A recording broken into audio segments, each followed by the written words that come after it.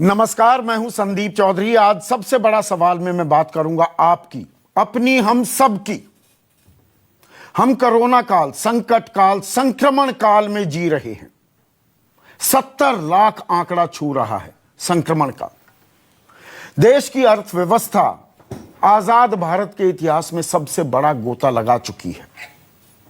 -23.9% का गोता हम लगा चुके हैं।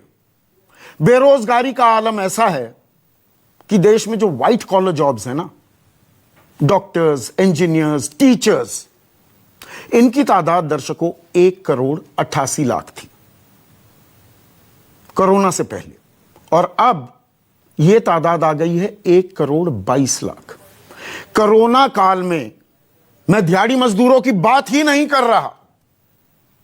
14 करोड़ नौकरियां चली गई थी, 8-9 करोड़ वापस भी आ गई, पर वो दिहाड़ी मजदूर दिहाड़ी जितनी उनको पहले मिलती थी उसी दिहाड़ी पर काम कर पा रहे हैं क्या?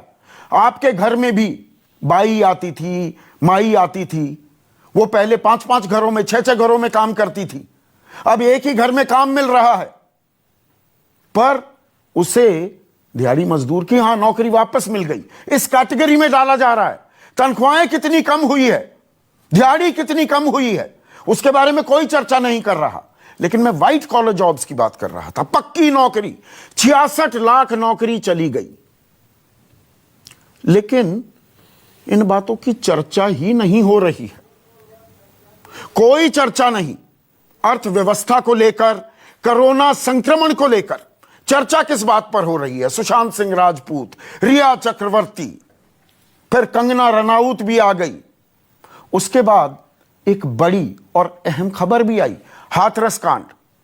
एक दलित लड़की का गैंगरेप होता है, इंसाफ की बात उठने लगती है, लेकिन फिर दंगा भड़काने की साजिश और पीएफआई ये आ गए। और आजकल टीवी चैनलों पर चल रही है टीआरपी की लड़ाई। फर्जी है टीआरपी, झूठ बोलकर, पैसे देकर टीआरपी खरीदी जा रही है क्या? असल मुद्दे पर कोई बात नहीं कर रहा। आज आरबीआई की, रिजर्व बैंक ऑफ इंडिया की एक बैठक थी। वो मौद्रिक नीति, हर तिमाही में मौद्रिक नीति, मॉनेटरी पॉलिसी को लेकर अनाउंसमेंट्स होती हैं, घोषणाएं होती हैं, रिपो, रिवर्स रिपो, वो जस का तस रखा गया। यह बड़ी खबर नहीं है। बड़ी खबर यह है कि अब भी 23.9% का गोता लगाने के बाद भी जो आकलन पहले किए जा रहे थे कि कुल मिलाकर पूरे साल हम 3 या 4 या 5% की माइनस में रहेंगे ग्रोथ रेट में, अब वो आंकड़ा लगभग 10 के करीब एक सेक्युलर ट्रेंड बन रही है। यानी कि पूरे साल की विकास दर देखें, 10% का गोता, और फिर कहा जा रहा है कि नहीं, अगले साल से हम ऊपर चले जाएंगे। यह भी मैं थोड़ा आपको समझाऊंगा। 10% का गोता और अगले साल जी 5-6% हम बढ़ जाएंगे। सुनने में बड़ा अच्छा लगता है कि अगले साल तो ठीक हो जाएगा। थोड़ा ये भी मैं आपको समझाऊंगा, आगे चर्चा भी करूंगा। पहले बता दूं, 10% का गोता, उसके मायने क्या है? आपके पास 100 रुपए हैं जेब में, 10 रुपए कम हो गए, गोता आ गया तो 90। अगले साल जी 5% का इजाफा हुआ तो 90 का 5% कितना होता है? 94.5 हुआ ना। 100 के पास तो आप पहुंच ही नहीं रहे। उसके लिए दरकार है एक फिस्कल स्टिमुलस की। सरकार जेब में पैसा दे, कंजम्पशन बढ़े, खर्च बढ़े, तो देश की अर्थव्यवस्था का पहिया आगे घूम पाएगा। लेकिन सरकार पैसा देने को अभी तैयार नहीं कि अभी वक्त आएगा तो हम देंगे। अभी तो ग्रीन शूट्स देखिए जी, कारें ज्यादा बिकने लगी, और जी पीएमआई बहुत बढ़ गया, पावर कंजम्पशन बढ़ गई है। मैं हर एक आंकड़े की आपके सामने पोल भी खोलूंगा, क्योंकि आंकड़े छिपाते ज्यादा हैं और बताते कम हैं। लेकिन इसके अंदर एक और बड़ी दिक्कत है, और वो दिक्कत ये कि अब सर्दियों का मौसम शुरू होने वाला है, और सर्दियों के मौसम में मैंने पहले भी एक कार्यक्रम किया था, कोरोना संक्रमण और फैलने की आशंका जाहिर की जा रही थी। अब नीति आयोग के सदस्य हैं डॉक्टर वी के पॉल, उन्होंने कहा है कि जिस दिल्ली में अभी 2 से 3 हजार रोजाना केस आ रहे हैं, वो केसेस की तादाद 15,000 भी हो सकती है। यह राजधानी दिल्ली की बात है, जहां पर निगेबानी, ये जो टेस्टिंग, ट्रेसिंग, ट्रैकिंग, की जो व्यवस्था है वो ज्यादा मुकम्मल है पूरे देश के मुकाबले, वहां भी 15,000 केसेस आ सकते हैं। लेकिन एक अजीब सी खामोशी है, एक अजीब सी चुप्पी, मानो हम अब इसमें कंफर्टेबल हो गए हैं, हम आत्मनिर्भर बन गए हैं जी। जितना कमाओ उतना खाओ, दाल रोटी खाओ, प्रभु के गुण गाओ, उससे ज्यादा की बातें भी मत करो, ना सोचो। क्या हम उस सूरत हाल में पहुंच गए हैं? शक्तिकांत दास जो गवर्नर हैं आरबीआई के, पहले उनका बयान सुनिए। The Indian economy is entering into a decisive phase in the fight against the pandemic. Relative to pre-COVID levels, several high-frequency indicators are pointing to the easing of contractions in various sectors of the economy and the emergence of impulses of growth. For the year 2021 as a whole, therefore, real GDP is expected to decline by 9.5%, with risks tilted to the downside. तो ऐसे में आज का सबसे बड़ा सवाल, क्या corona और अर्थव्यवस्था की असली लड़ाई अब शुरू होगी?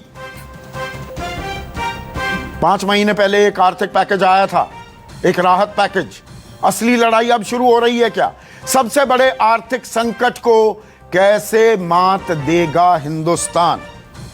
चर्चा में मेरे साथ बीजेपी की राष्ट्रीय प्रवक्ता संजू वर्मा, कांग्रेस के राष्ट्रीय प्रवक्ता प्रोफेसर गौरव वल्लभ, समाजवादी पार्टी के राष्ट्रीय प्रवक्ता घनश्याम तिवारी, जाने माने अर्थशास्त्री विजय सरदाना, शरद कोहली हैं, अर्थशास्त्र को भली भांति समझते हैं, देश के जाने माने सीए हैं, और एम्स के पूर्व डायरेक्टर डॉक्टर एमसी मिश्रा भी इस चर्चा में जुड़ चुके हैं। तो संजू वर्मा, चर्चा क्यों नहीं हो रही? एक अजीब सी खामोशी, चुप्पी क्यों है? अर्थव्यवस्था को लेकर, संक्रमण, कोरोना की मार को लेकर कोई कुछ बोल ही नहीं रहा है कि जैसे वह ठीक है, अब जैसे चल रहा है, आप जानते ही हैं, बात खत्म।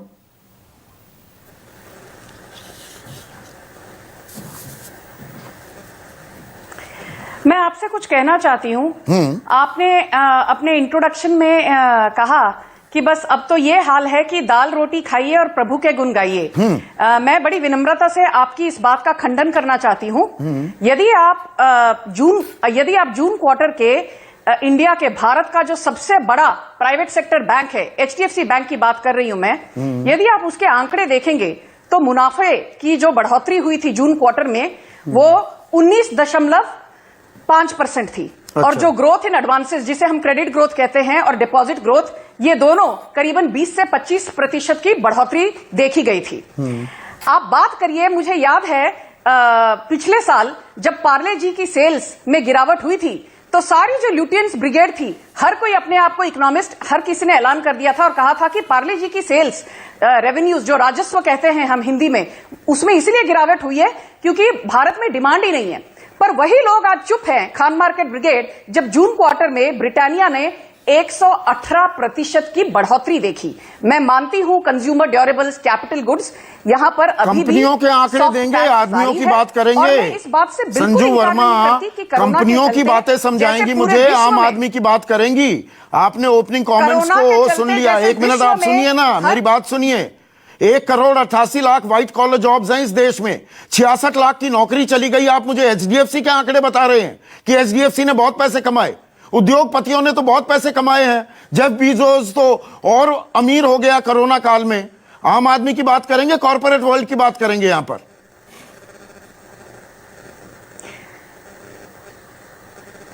ठीक है, आपने बहुत सही कहा। आम आदमी की बात करते हैं। चलिए, आम आदमी को सबसे ज्यादा मुनाफा या नुकसान किस बात से होता है? वो है महंगाई के दरों से। इस बात से आप भी इंकार नहीं कर सकते, ना आपके पैनल पे बैठे जो इतने एक्सपर्ट्स हैं वो इंकार कर सकते हैं। मैं आपको एक बात बता दूं, पिछले 5 या 6 साल का जो इकोनॉमिक, जो इन्फ्लेशन का एवरेज ग्रोथ रेट रहा है, महंगाई दर का जो एवरेज रहा है, वो 4 से 4.5% रहा है। सिर्फ लास्ट फाइनेंशियल ईयर में ये 4.8% था, नहीं तो 2014 से लेके फाइनेंशियल ईयर 2019 तक 4% से नीचे था।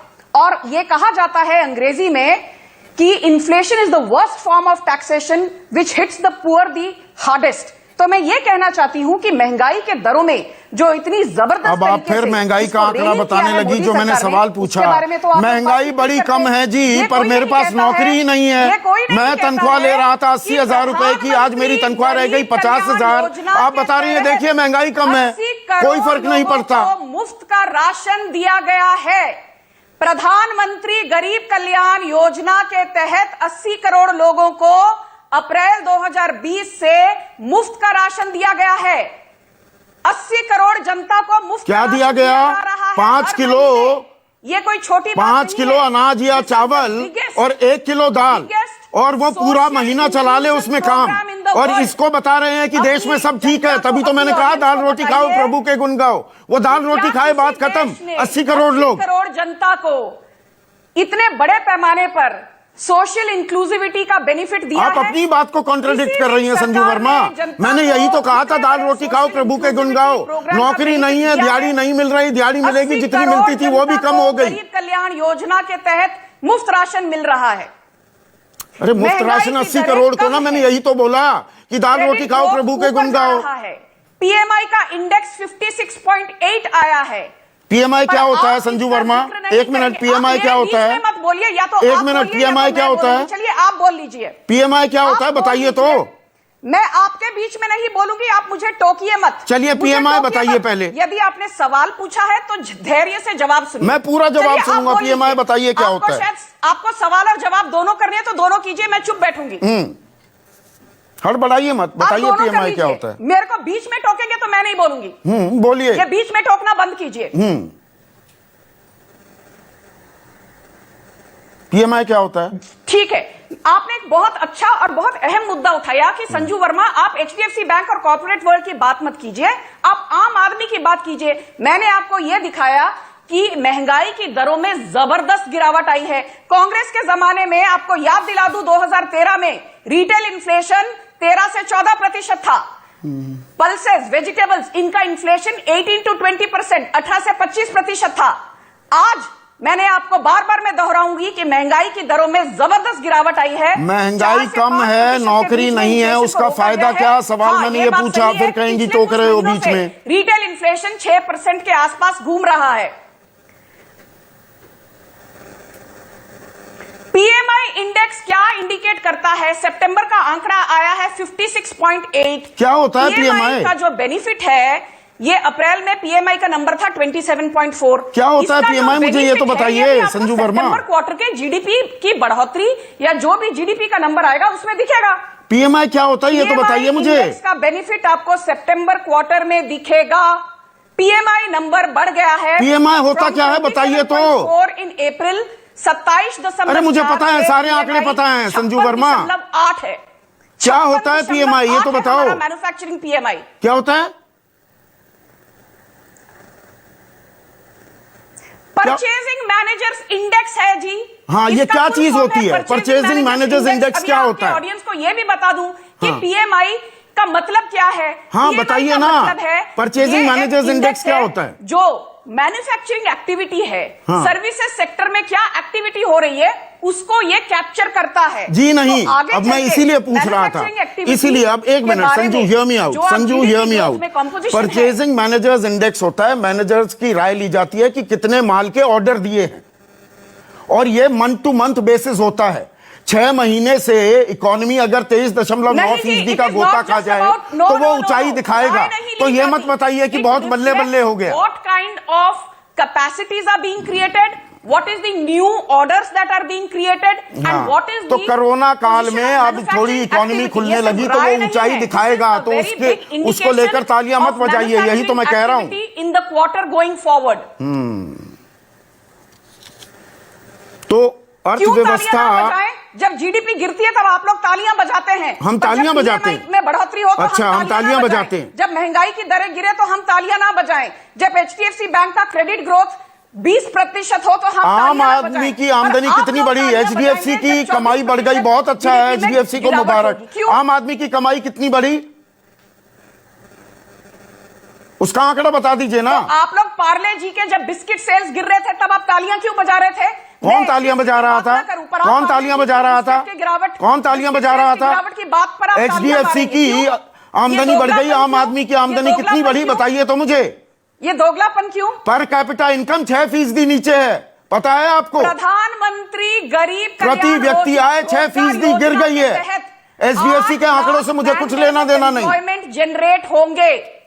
प्रधानमंत्री गरीब कल्याण रोजगार योजना के तहत 8 लाख मैंडेज ऑफ एम्प्लॉयमेंट जनरेट होने जा रहे हैं bye the end of this month. 50,000 crore की एक योजना की घोषणा की गई थी संजू वर्मा। 50,000 करोड़ की योजना घोषित की गई थी ना कि गरीबों के लिए रोजगार कल्याण होगा। 22,000 करोड़ खर्च हुए, 28,000 करोड़ रुपए खर्च ही नहीं हुए। जो हो रहा है वो अलग है। आपने मेरी बात सुनी? किस चीज में नहीं खर्च हुए? 50,000 करोड़ रुपए की बिहार में योजना की घोषणा की प्रधानमंत्री ने 20 जून को। 50,000 करोड़ रुपए से गरीबों को रोजगार दिया जाएगा। 22,000 करोड़ रुपए खर्च हुए हैं। Mandays of employment are being generated by the end of this month under Pradhan Mantri Garib कल्याण रोजगार योजना। 22,000 करोड़ रुपए खर्च हुए। PMI is 56.8. Average inflation of last 5 years between 4 to 5%.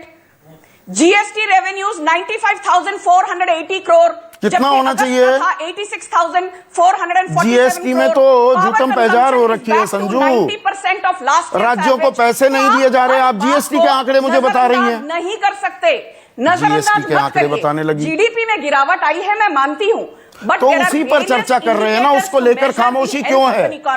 Economy की, अर्थव्यवस्था की जो सेहत है उसका मापदंड करने के लिए बहुत सारे पैरामीटर्स हैं। आप सिर्फ जीडीपी पर फोकस मत करिए। There are various parameters to measure the health.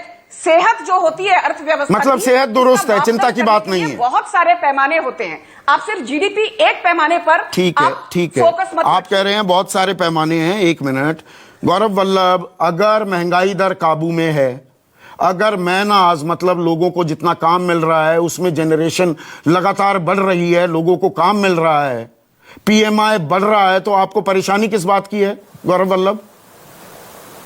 Sandeep ji, अब तो हर हिंदुस्तानी यही कह रहा है, व्हाट ए स्पीड सर्जी जीडीपी के गिरने की और कोरोना के आंकड़े बढ़ने की। अब तो सिर्फ एक्ट ऑफ गॉड ही इन दोनों से बचा सकता है। आपको इसमें मजा आ रहा है कि ये गंभीर बात है? मजा नहीं आ रहा है, मैं बहुत ही दुख के साथ ये बता रहा हूँ। आपने जो सवाल पूछा वो बता रहा हूँ। आपने कहा कि साहब ये पीएमआई का आंकड़ा बढ़ रहा है। मैं आपको और मैडम को जानकारी के लिए बता दूं, आपने पूरी आपको शायद समय नहीं मिला संदीप जी, आप पूरी वाक्य कंप्लीट नहीं कर पाए। पीएमआई में जो रॉ मटेरियल खरीदा जाता है, कच्चा माल खरीदा जाता है, उसके आधार पे ये देखा जाता है कि आगे आने वाले समय में क्या आपकी ग्रोथ या क्या आपका बिल्कुल है वो लगेगा। तो ये पीएमआई है। मैं तो सिर्फ एक चीज पूछना चाहता हूँ, मैडम ने महंगाई की बात करी, महंगाई में सिर्फ एक आंकड़ा दूंगा ज्यादा, क्योंकि मेरे पास तो इतने आंकड़े नहीं है जो मैडम जी आप बोल रही है। महंगाई में फूड इन्फ्लेशन अभी 9.62%। मतलब मैं और आप जो संदीप जी सब्जियां खरीदते हैं, हम और आप जो रोजमर्रा की चीजें खरीदते हैं, दाल खरीदते हैं, वो 9.62% की महंगाई है। फिर मैडम ने कहा 5 किलो, मुझे मतलब दुख है, मैं बोल रहा हूं पर दुख के साथ बोल रहा हूं संदीप जी। 5 ट्रिलियन की बात करने वाले आज 5 किलो पे नहीं, अब आप 5 ट्रिलियन की बात करने लगेंगे। 5 ट्रिलियन की कोई वो वक्त और था, अब ये वक्त और है गौरव वल्लभ। मैं नहीं बात कर रहा। फिर मैडम ने कहा कि जीडीपी तो बेकार है, जीडीपी तो एक तरह का पैरामीटर ही नहीं है पूरी। नहीं, उन्होंने कहा और पैरामीटर्स हैं। जी, मैं आपको ये बता दूं बहुत ही विनम्रता से संदीप जी कि पूरी दुनिया में विकास को नापने का पैरामीटर, जो एक पैरामीटर जिसपे पूरे दुनिया के विश्वास करते हैं, वो जीडीपी है। और जीडीपी में गिरावट कैसे हो रही है, भले वो एसबीआई हो, नोमुरा हो, गोल्डमैन हो, क्रिसिल हो, मूडीज हो, इंडिया रेटिंग हो, वर्ल्ड बैंक हो, सब ने अपने डाटा को रिवाइज किया। नहीं, तो आरबीआई ने भी कह दिया ना 9.5%। नहीं, क्यों रिवाइज किया समझना पड़ेगा। रिवाइज इसलिए किया, सब पूरे साल का कॉन्ट्रैक्शन -5% मान रहे थे, आज सबने -10% या उससे ज्यादा।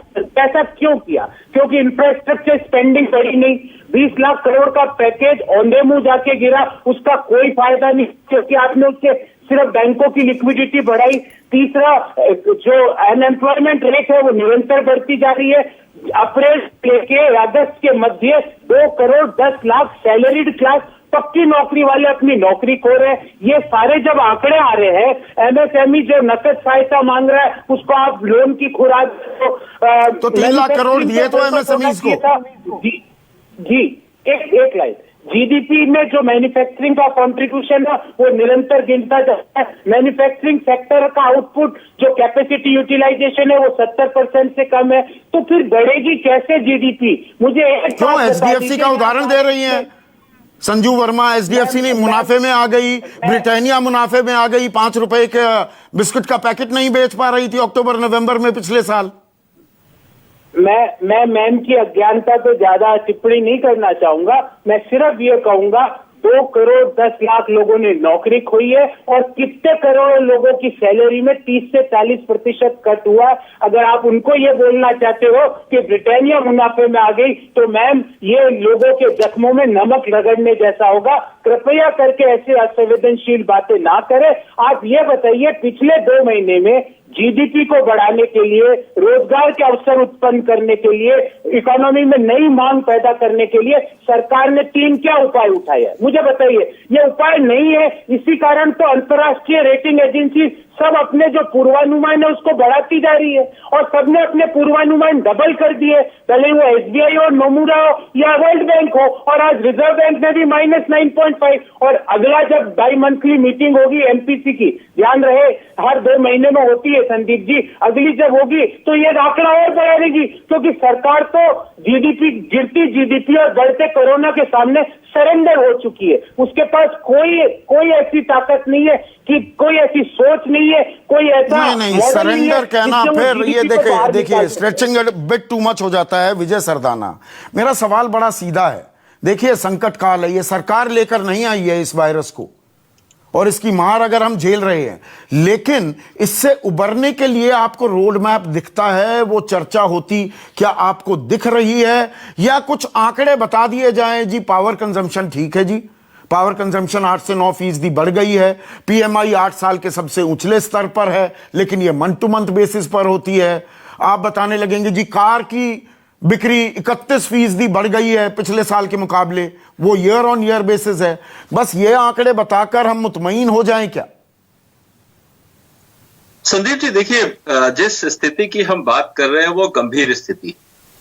2 चीजों को अलग करके देखना पड़ेगा। एक तो जो कोरोना काल में पिछले 3-4 महीने में जो इकोनॉमी के हालात हुए लॉकडाउन के कारण, वो हमारे सामने। ये भी कहना गलत होगा कि हम कंटिन्यूस डिक्लाइन में हैं। पिछले 2 महीने हालत ज्यादा खराब थी, वक्त के साथ साथ हालात सुधर रहे हैं, बैंकों की भी हालत सुधर रही है और परचेजिंग पावर भी लोगों की थोड़ी बहुत वापस आ रही है और ऑर्डर्स भी जा रहे हैं। इसीलिए पीएमआई में आपको पॉजिटिव डेवलपमेंट दिख रहा है। जो 8.5 साल का पॉजिटिव ट्रेंड दिखा है आपको, ये रियलिटी है, क्योंकि हम भी इंडस्ट्री में लोगों से बात करते हैं। दूसरा मुद्दा जो आपका है वो ज्यादा गंभीर है। गंभीर मुद्दा ये है कि आपका जो भी स्थिति है एम्प्लॉयमेंट को लेके, देखिए अगर हम बाकी इकोनॉमिक आंकड़ों में जाएंगे उसमें बहुत लंबी चर्चा हो जाएगी। एक आंकड़ा जिसकी आप अक्सर चर्चा करते हैं और हर आदमी उसके बारे में जानना चाहता है, वह है एम्प्लॉयमेंट को लेके। एम्प्लॉयमेंट में जैसे जैसे इकोनॉमी की रफ्तार बढ़ेगी, लोग वापस काम पे आएंगे। मैं आपको कुछ उदाहरण देता हूं, ये जनरल मत लीजिएगा इस बात को। बहुत सारे लोगों के पास अब ये भी आ रहा है कि साहब हमने जो लोगों को बुलाया है काम पे, अब लोग आना भी नहीं चाह रहे। सेल्स में लोग जाना नहीं चाह रहे क्योंकि कोरोना का डर है, घर वाले भी उनको कह रहे हैं यार घर पे रहो मत जाओ। आज स्थिति बड़ी विचित्र हो गई है। आप मैन्युफैक्चरिंग में जाना चाहते हैं, लेकिन अगर आउटब्रेक होता है तो फिर क्लोज डाउन होता है। मैं ऐसे बहुत सारी कंपनियों को देखता हूं कि उन्होंने काम किया, इवन कंपनी के डायरेक्टर्स, एमडी, जनरल मैनेजर को कोरोना हुआ, पूरा ऑफिस बंद कर दिया गया, फिर लोग घर चले गए, फैक्ट्रियां थोड़े दिन के लिए बंद हो गई।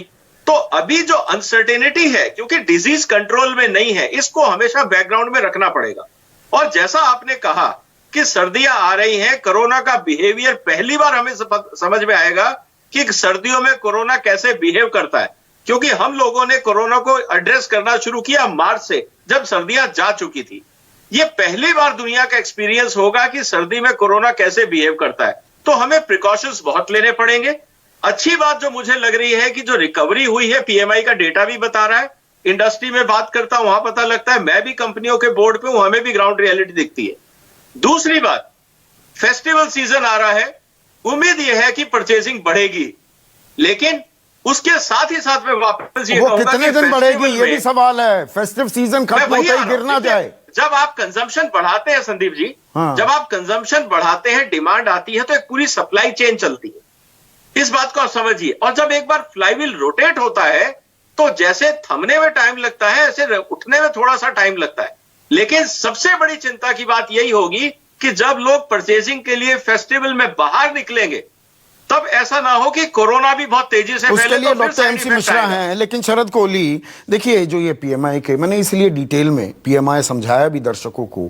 अब कारों की सेल जी 31% बढ़ गई। अब आप पूरा अगर जो डेटा को एनालाइज करेंगे, वो दरअसल फैक्ट्री से कितनी गाड़ी निकल गई है, शोरूम में लाकर खड़ी कर दी गई है, वो बिकती कितनी है, मैं उस डिबेट में नहीं जा रहा हूं। ये अपने आप में कुछ अभी सिग्नल्स मिल रहे हैं, पर ये ग्रीन शूट्स और वी शेप्ड रिकवरी कहते ही मुझे थोड़ा उन बातों पर एतराज होने लगता है। मैं उनको इतना सीरियसली नहीं लेता हूं। ये रोज रोज 4 दिन बाद एक खबर आएगी वी शेप्ड होने वाली है, वी शेप्ड होने वाली है। पर स्टिमुलस की जरूरत के, स्टिमुलस के बिना क्या पहिया घूम जाएगा? अभी भी 5 महीने हो गए, मई के मध्य में 20,97,000 करोड़ रुपए का तथाकथित राहत पैकेज था।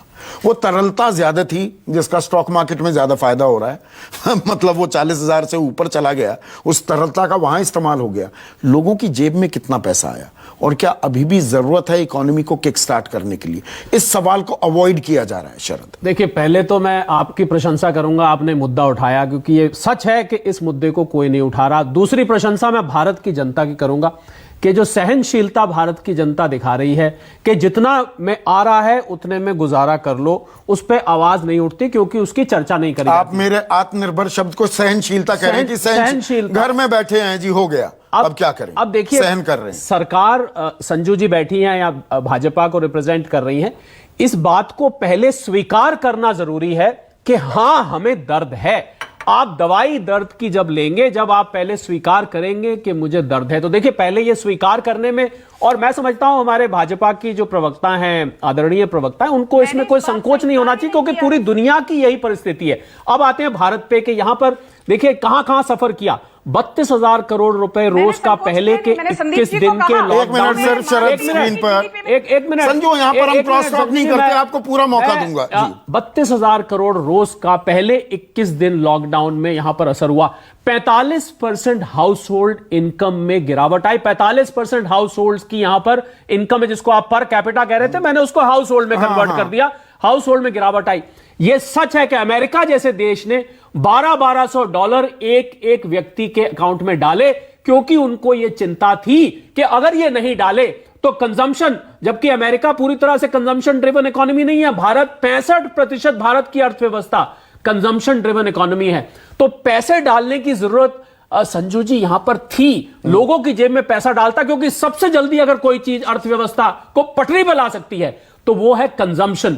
और 3 वर्ड मैं बोलूंगा, कंजम्पशन, कंजम्पशन और कंजम्पशन। आपको और इसके लिए क्या चाहिए? आपको जेब में पैसा चाहिए। मैं घर से बाहर निकलूं, मैं जाके दुकानों से पैसा, जीएसटी का भी जिक्र किया संजू ने। जीएसटी को लेकर, कॉम्पनसेशन को लेकर तो बात तय नहीं हो पा रही, तो सरकार के पास पैसा नहीं है, क्या करे? जीएसटी की जो आंकड़े आए हैं 95,000 करोड़ के, संजू जी ने बिल्कुल ठीक कहे, ये सितंबर के आंकड़े निकल के आए हैं। पर अगर आप उससे पहले के 6 महीने देखें, ठीक है, थोड़ी एक्टिविटी जैसे जैसे अनलॉक हुआ है, तो जो आर्थिक गतिविधि है वो शुरू हुई है, इसमें कोई दो राय नहीं। 1.25 लाख करोड़ आने चाहिए ना। सवाल धीरे धीरे वहां पर पहुंचेगा, चलिए वो भी मान लेते हैं कि वहां पर पहुंचेगा। पर जो पीछे के 6 महीने का जो बैकलॉग है, जिसके पीछे सेंटर और स्टेट में कश्मकश, वो 2,35,000 करोड़ के बारे में झूठ बजा हुआ है। वो क्योंकि एक तरफ तो सेस से नहीं आया है, दूसरी तरफ उनकी कलेक्शन शॉर्ट हुई है। तो देखिए, मैं सरकार को यह सलाह देना चाहूंगा, अर्थशास्त्री होने के नाते, मैं कोई पॉलिटिकल डिबेट नहीं कर रहा हूं, कि आपको पहले प्रॉब्लम को स्वीकार करना पड़ेगा। आप उसका हल जब ढूंढ पाएंगे, पहले आप प्रॉब्लम को स्वीकार करें। यह कोई सरकार की बनाई हुई प्रॉब्लम नहीं है, जैसा संदीप ने कहा, मैं सहमत हूं। ये चाइना से इंपोर्ट की हुई वायरस है, सारी दुनिया में इंपोर्ट हुई है और पूरी दुनिया से जूझ रही है। पर सरकार को सही कदम उठाने पड़ेंगे। जिन 5 पिलर्स का संदीप आत्मनिर्भर भारत में प्रधानमंत्री जी ने जिक्र किया था, 5 पिलर्स कौन से थे मुझे याद है, क्योंकि वो 5 पिलर्स के इर्द गिर्द ही सारी अर्थव्यवस्था, इकोनॉमी था, सिस्टम था, डेमोग्राफिक था, डिमांड था, इंफ्रास्ट्रक्चर था। अगर इन 5 पिलर्स पे, संजू जी ये आपके हाथ में, आप इन 5 पिलर्स पे अगर काम हो रहा है तो अर्थव्यवस्था पटरी पे आ जाएगी। अगर इन 5 पिलर्स पे काम नहीं होगा तो हम निरंतर सफर करते रहेंगे। आम आदमी रुपए के लिए मोहताज हो जाएगा, खाने के लिए मोहताज हो जाएगा। घनश्याम तिवारी, सरकार भी क्या करे, पैसे की कमी है, संकट है। आप अगर वित्तीय घाटे के टारगेट्स भी देखें, अब वो बढ़ा दिए गए हैं 6-6.5%। अब सरकार ने कह दिया है रेंज की हम बात करेंगे। पैसे नहीं होंगे तो सरकार को भी तो संभल कर चरणबद्ध तरीके से ही बात करनी है ना। अभी पैसा डाल देंगे, अभी सर्दियां आ रही है, 15,000 केसेस दिल्ली में ही रोजाना अगर आने लगे तो और पैसे की जरूरत पड़ जाएगी। सरकार को भी तो फूंक फूंक कर कदम रखने होंगे। संदीप जी, सरकार क्या करे? सरकार बेईमानी तो ना करे कम से कम। जोसेफ स्टिग्लिट्स जो कि नोबेल लॉरेट हैं, उन्होंने क्या कहा है, India poster child of what not to do on Covid and economy. ये आवाजें दुनिया में जा रही हैं। जब प्रधानमंत्री नहीं, मैंने उनका लेख पढ़ा। देखिए, वो हमें ब्राजील को और यूएस को एक ही तराजू में तोल रहे हैं, वो भी ठीक नहीं है। नहीं, आप उनकी आलोचना कर सकते हैं। हाँ। बट मैं ये कह रहा हूं कि जो दुनिया देख रही है, दुनिया क्या देख रही है? दुनिया देख रही है कि वर्ल्ड बैंक क्या कह रहा है, दुनिया देख रही है कि आरबीआई के पूर्व गवर्नर हमारे फिस्कल डेफिसिट को लेकर के क्या कह रहे हैं, और फिर दुनिया देख रही है कि सरकार क्या कर रही है। दुनिया कैसे देख रही है? दुनिया ये देख रही है कि पिछले 3 महीने में सरकार के किस मुख्य व्यक्ति ने इकोनॉमी या जॉब्स को लेकर कोई ठोस प्रेस कॉन्फ्रेंस की है। देश के प्रधानमंत्री तो प्रेस कॉन्फ्रेंस करते नहीं है। कोविड को लेकर क्या ठोस प्रेस कॉन्फ्रेंस की है? जो बार बार कह दिया जाता है चलती फिरती भाषा में कि इसमें सरकार का क्या दोष है, कोरोना तो बाहर से आया। 500 केसेस में आप एक ड्रेकोनियन लॉकडाउन लगा देते हैं, लोगों को मौका नहीं देते, और उसके बाद आज केसेस कितने आप बात नहीं करते? 68 लाख केसेस नहीं, उस वक्त क्या करती सरकार? देखिए, उस वक्त कंप्लीट लॉकडाउन ना होता, आज हम कुछ और ही चर्चा कर रहे होते। बिल्कुल गलत बात है। जो सरकार फरवरी में नमस्ते ट्रंप कर रही थी और उसके बाद मार्च में मध्य प्रदेश की सरकार गिराने का प्रयास कर रही थी, सरकार ने तैयारी नहीं की, उसका खामियाजा मजदूर को क्यों भुगतना पड़े? चलिए उस चीज को हटा दीजिए। आप देखिए किसी भी फ्रंट पे लीजिए। संजू वर्मा आज कह रही थी इन्फ्लेशन के बारे में। अभी रॉयटर्स की रिपोर्ट है, इंडियन इकोनॉमिक टाइम्स ने छापी है, India already high inflation likely climb further in September. नहीं, इन्फ्लेशन वगैरह देखिए, मैं आम आदमी की बात करूं घनश्याम तिवारी, आम आदमी की नौकरी भी जा रही है, नौकरी या तो चली गई, या तलवार लटकी हुई है, या तनख्वाह कट गई है। वो परेशान इस बात को लेकर है कि मेरे अच्छे दिन आएंगे क्या। उस बारे में एक भरोसा कायम करना सरकार की जिम्मेदारी होती है। वो भरोसा कायम किया जा रहा है क्या? ज्यादा महत्वपूर्ण सवाल ये है। आंकड़ों में तो हम पूरी रात तक बैठकर चर्चा कर सकते हैं, बहस कर सकते हैं। मैं आंकड़ों में नहीं जाऊंगा। आपका जो दर्शक बैठा है, जो ये कार्यक्रम देख रहा है, उसे पता है कि उसका बच्चा स्कूल जा पा रहा है कि नहीं, उसके पास ऑनलाइन एक्सेस है कि नहीं। अगर वो बच्चा बिहार या यूपी में है, चांसेस है वो स्कूल नहीं जा पा रहा है, वो ऑनलाइन भी पढ़ाई नहीं हो रही है। उसे पता है कि उसके घर में अगर कोई बेरोजगार युवा है, उसकी नौकरी लगी है कि नहीं। ये सरकार झूठ बोलती रही, मुद्रा लोन दे दिया, उसे पता है ना उसे मुद्रा लोन मिला ना नौकरी मिली। अगर वो नौकरी कर रहा था तो उसे पता है अगर सरकारी नौकरी है तो सैलरी नहीं आ रही, और अगर नौकरी प्राइवेट थी तो छूट गई या आधी अधूरी सैलरी आ रही है। क्या उसको सरकार से ईमानदारी दिखाई दे रही है? क्या प्रधानमंत्री सामने आकर के खुले मन से कॉर्पोरेट सेक्टर के जो नतीजे आ रहे हैं वो एक पॉजिटिव साइन दिखा रहे हैं ना। कॉर्पोरेट सेक्टर, बैंक अगर मुनाफा दिखाने लगे तो मतलब कंजम्पशन का, जिस बात की ओर इशारा कर रहे थे शरद कोहली, लोग खर्च करने लगे हैं। फिर हम और अभी फेस्टिव सीजन भी आएगा। देखिए, हम फिर से आंकड़ों की तरफ चले गए। या तो हम ह्यूमन पिक्चर देखें या नहीं, मैं उस दोनों चीजों को जोड़कर कह रहा हूं। आप जोड़ के देखिए, दोनों के पीछे पुल क्या है, सरकार का नेतृत्व कहां है। आप ये बताइए कि सरकार में कौन से मंत्री ने, किसी का कोट दिखा दीजिए जिसने कहा है कोई पॉजिटिव बात या सही बात कही है, सच ही बोला है। अगर हमारी इकोनॉमी 10% डाउन होने वाली है तो वही बता दे कोई किसने सच बोला हो। जो सरकार छुपी छुपाई रहती है, सच नहीं बोलती, लोगों को बताती नहीं कि वो बेरोजगारी मिटाने के लिए क्या करें। संजू वर्मा ने क्या कहा है यहाँ पे कि हमने स्कीम चलाई है, सब मनरेगा में नौकरी करेंगे। क्या सरकार की यही नीति रह गई है? जो सरकार मनरेगा में नौकरी नहीं मिलती ना, 100 दिन का काम मिलता है पूरे परिवार को, वो भी प्रति व्यक्ति नहीं। जो सरकार, जो आपका दर्शक बैठा है उसको अपनी स्थिति पता है, उसको आंकड़े दिखाई दे रहे हैं, जो आंकड़े भयावह हैं, उसको स्थिति दिखाई दे रही है कि सर्दियां आ रही हैं, और उसको सरकार दिखाई। और जो आपने सर्दियां आने की बात की, एक सेकंड, डॉक्टर एमसी मिश्रा अब स्क्रीन पर। डॉक्टर साहब, मैंने आपके साथ पहले भी एक कार्यक्रम किया था जब सर्दी को लेकर कहा गया था कि भाई सर्दी आएगी, संक्रमण और फैल सकता है। अब स्पेसिफिक फिगर भी दी जा रही है, खास दिल्ली को लेकर। यह हमारी आर्थिक गतिविधियों पर कितना बड़ा बट्टा लगा सकता है, यह कितना बड़ा खतरा है। कि सर्दियों में दिल्ली में जहां 2-3 हजार रोजाना अब केसेस आ रहे हैं, वो 15,000 तक आंकड़ा छू सकता है, तो पूरे देश में क्या होगा? देखिए संदीप जी, दिल्ली में इसलिए ये डॉक्टर पॉल की एक कमेटी ने असेसमेंट किया है, सेंटर फॉर डिजीज कंट्रोल जो हमारा है उसके साथ मिलके, और सर्दियां चूंकि नॉर्थ इंडिया में दिल्ली में सर्दी पड़ती है, दिल्ली में केसेस भी ज्यादा रहे हैं, बाकी जगह भी बढ़ोतरी हो सकती है जहां सर्दी पड़ेगी, क्योंकि सर्दियों में क्या होता है कि एक तो अब पोल्यूशन बढ़ना शुरू हो गया है, जो कम हो गया था कोविड में लॉकडाउन वगैरह की वजह से, अब पोल्यूशन फिर से बढ़ रहा है। और सर्दियों में आमतौर से बिना कोविड के भी, अगर आप संदीप जी याद करिए, हर सर्दी में जो हमारे एल्डरली पॉपुलेशन है उनमें निमोनिया की शिकायत बढ़ जाती है, मॉर्टेलिटी बढ़ जाती है।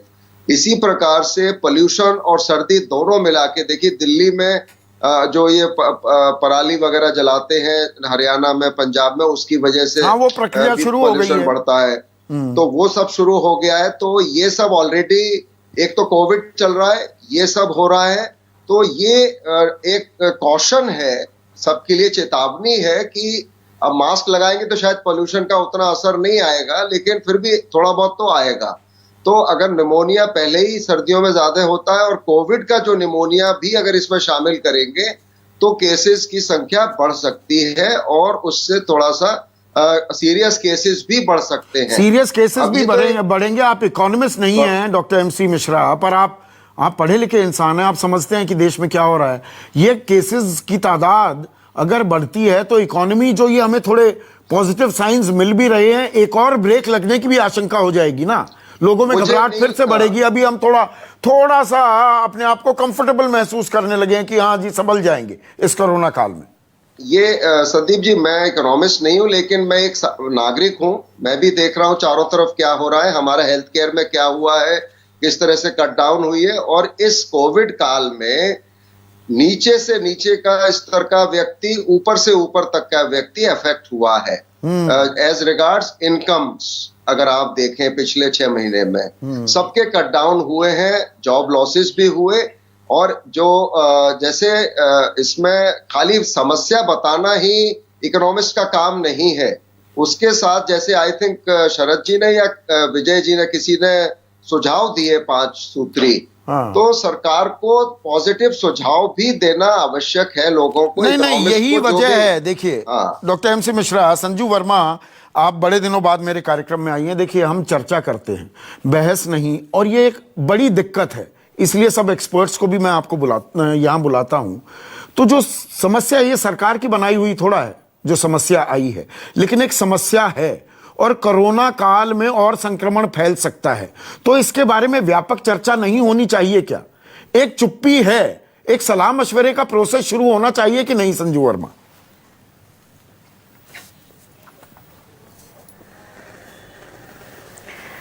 संदीप जी, आपने एक बहुत अहम मुद्दा उठाया है, और आप सही कह रहे हैं कि कोरोना का जो संक्रमण हुआ है उस पर विस्तार से हम सबको चर्चा करनी चाहिए, हम सबको सुझाव भी लेने चाहिए।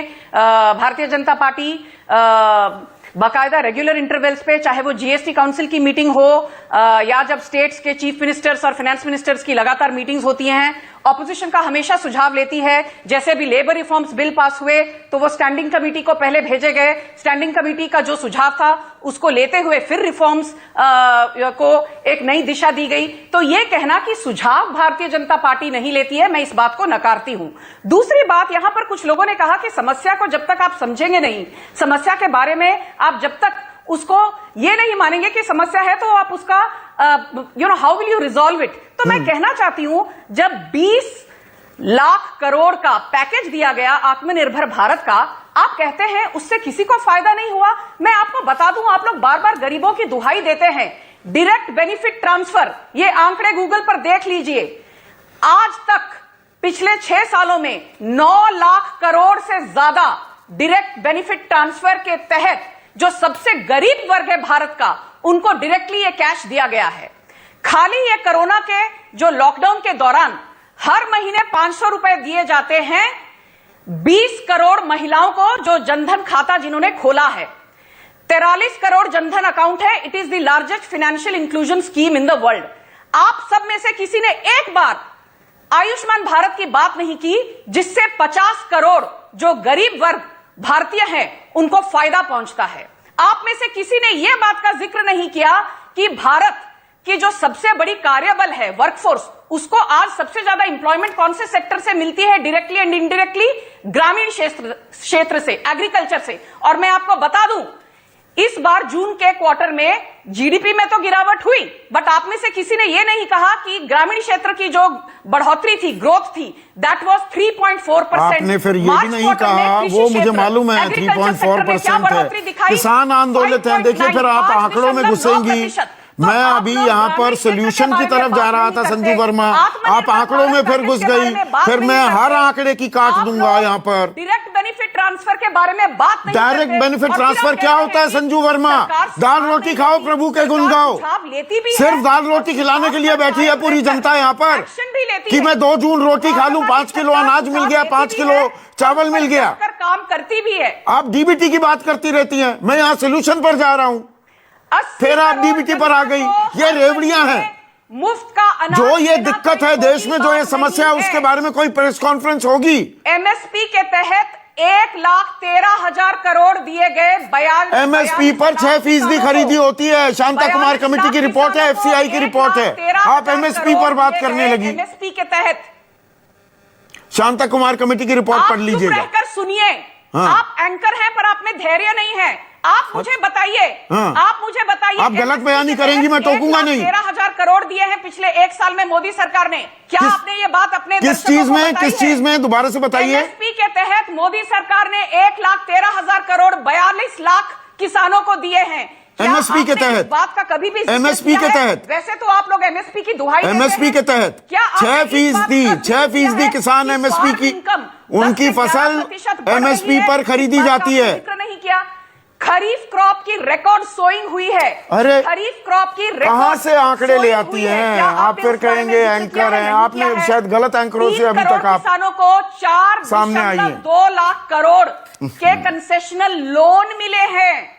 3 करोड़ किसानों को 4.2 लाख करोड़ के कंसेशनल लोन मिले हैं संदीप जी। खाली ये लॉकडाउन के दौरान किसान वैसे ही आंदोलित है। एमएसपी को लीगल बना दीजिए ना, एमएसपी को लीगल कर दीजिए। 2 लाख करोड़ एमएसपी को लीगल कर दीजिए। 2011 में working group on consumer affairs के अध्यक्ष थे प्रधानमंत्री मोदी, तब गुजरात के मुख्यमंत्री थे, तब स्टैट्यूटरी प्रोविजंस की बात की थी। कर दें एमएसपी गारंटी। जनधन के तहत 20 करोड़ महिलाओं को हर महीने आप आंकड़े बताती रहेंगी तो आंकड़ों के हिसाब से तो इसका मतलब देश में दिक्कत ही नहीं है। कोई सोल्यूशन की जरूरत नहीं है। 1 मिनट गौरव वल्लभ, कोई सोल्यूशन की जरूरत नहीं है। और सरकार विपक्षी दलों से लगातार संपर्क भी करती है, सलाह भी लेती है। संदीप जी, बड़ी विनम्रता से मैडम को कहना चाहता हूं कि कोरोना के पहले ही हमारी अर्थव्यवस्था मंदी में जा चुकी थी। फाइनेंशियल ईयर 17 में हमारी जीडीपी ग्रोथ 8.3 थी, जो 19-20 में घट के आधी हो गई 4.2। मैडम प्लीज थोड़ा सा ध्यान से बोलिए। फिर मैडम ने कहा कॉर्पोरेट के आंकड़े। आपसे सलाह ली जाती है कि नहीं? संजू वर्मा कह रही है विपक्ष से सलाह ली जाती है। एक और 2019-20 के आंकड़े आपको करिए, कोरोना के पूर्व के आंकड़े। पिछले 6 महीने से संदीप जी आपके शो में कम से कम 10 बार और दूसरे टीवी चैनलों में 100 बार मैं व्यक्तिगत रूप से जाकर हमारी पार्टी के लिखित लेटर दिखा चुका हूं कि हम शुरू से कह रहे हैं कि अर्थव्यवस्था में नई मांग का सृजन करना जरूरी है। उसके लिए लोगों के खातों में पैसे ट्रांसफर करना जरूरी है। तो डायरेक्ट बेनिफिट ट्रांसफर, किसानों को एमएसपी देना, डीबीटी की बात कर रही है लगातार। वो आंकड़े बता रही हैं 20 करोड़ महिलाओं को, 50 करोड़ मजदूरों को पैसे दिए गए हैं। संदीप जी मैडम को जस्ट बताना चाह रहा हूं कि आपने 42 लाख किसानों का जिक्र किया। देश में 62 करोड़ किसान है मैम। आपको पता नहीं है मैम, आप आके जो आपको पेपर देते हैं वो बोल देती है, पर आपको पता नहीं कि इसका ओवरऑल इम्पैक्ट क्या है। आप थोड़ा सा देखिए। हम शुरू से आज भी कह रहा हूं मैम आपको कि आप डायरेक्ट बेनिफिट ट्रांसफर कीजिए। 2 करोड़ 10 लाख लोग जिनकी नौकरी गई है उनके खातों में महीने टू महीना कम से कम 7 से 10 सरकार के पास पैसा नहीं है, ये भी तो जग जाहिर है।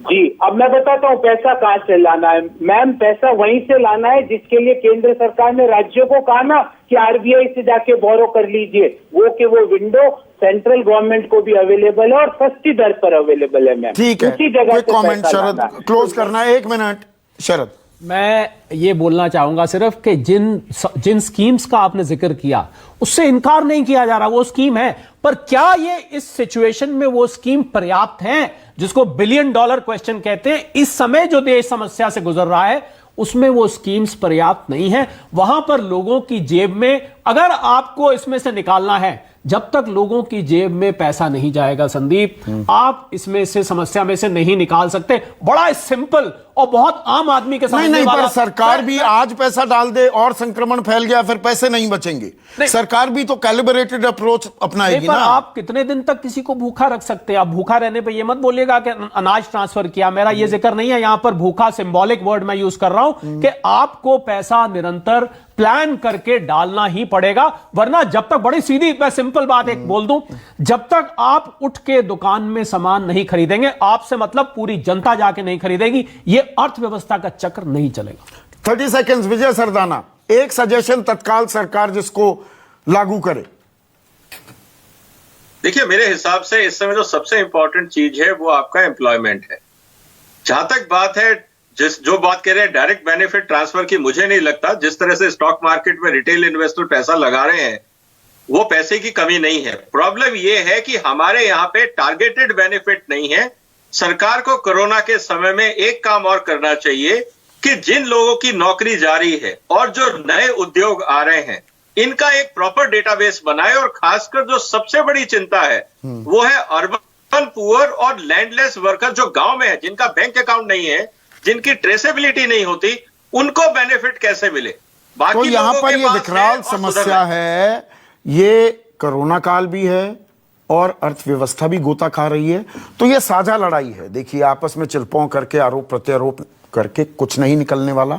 ये लड़ाई हम सबको लड़नी होगी और सरकार को इसके बारे में और स्पष्टता भी दिखानी होगी और लोगों को, आपको, मुझको, हम सबको भरोसे में भी लेना होगा। इसी उम्मीद के साथ अभी के लिए बस इतना ही। नमस्कार। सबसे बड़ा सवाल,